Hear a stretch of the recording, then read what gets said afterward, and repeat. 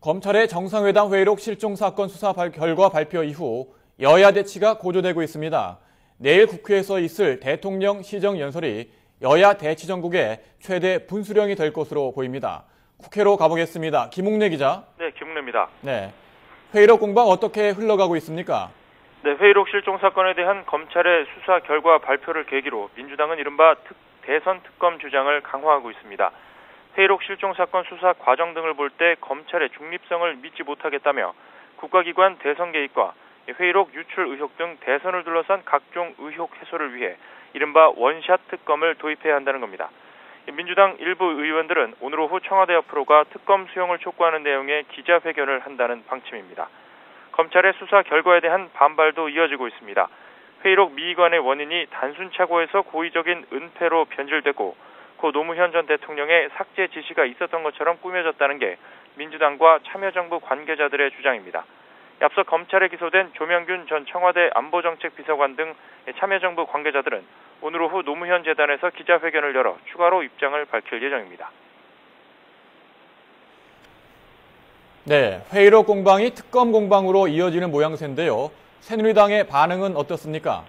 네, 새누리당은 특검 수용 불가 입장이 여전합니다. 회의록 실종 사건에 대해서는 과학이 궤변을 이긴 것이라며 검찰 수사 결과를 존중한다는 입장이고 회의록 불법 유출 사건 등 대선 관련 의혹 사건들에 대해서도 검찰이 수사를 진행하고 있기 때문에 특검 도입은 곤란하다는 입장입니다. 새누리당은 민주당 등 야권의 특검 주장을 일축하면서 적극적인 역공을 펼 기세를 보이고 있습니다. 노무현 정부 말기 전자정부 자료가 외부로 유출됐다는 의혹을 부각시키고 있는 겁니다. 새누리당은 참여정부 말기에 전자정부 시스템의 설계도와 구성도, 보안 기술 등이 유출됐다는 사실이 지난주 청와대 비서실 국정감사에서 확인됐다며 현재 진행 중인 검찰 수사가 신속히 이루어져야 한다고 연일 강조하고 있습니다. 여야 입장이 팽팽히 맞서고 있는데요. 내일 대통령 시정연설이 분수령이 되겠군요. 그렇습니다. 박근혜 대통령은 내일 국회에서 역대 대통령 가운데 네 번째로 시정연설을 합니다.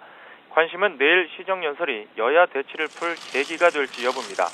국정 최고 책임자인 대통령의 연설 내용에 따라 여야 대치가 풀릴 수도 있지만 오히려 더 심해질 수도 있습니다. 때문에 박 대통령이 여야 대치의 핵심 원인인 특검 도입과 국정원 개혁특위 설치 주장에 대한 입장을 밝힐지에 정치권의 시선이 쏠려 있습니다. 만약 박 대통령이 특검과 특위에 대한 부정적인 견해를 밝히거나 이렇다 할 입장을 내놓지 않을 경우 민주당 등 야권의 대여 투쟁이 더욱 강화될 것으로 보입니다. 그럴 경우 모레부터 시작될 국회 대정부 질문에서도 여야 대립이 최고조에 이를 가능성이 높습니다. 또 감사원장 임명 동의안과 새해 예산안 처리, 주요 법안 처리 등 남은 정기국회 일정에도 상당한 차질이 불가피할 것으로 전망됩니다. 지금까지 국회에서 YTN 김웅래입니다.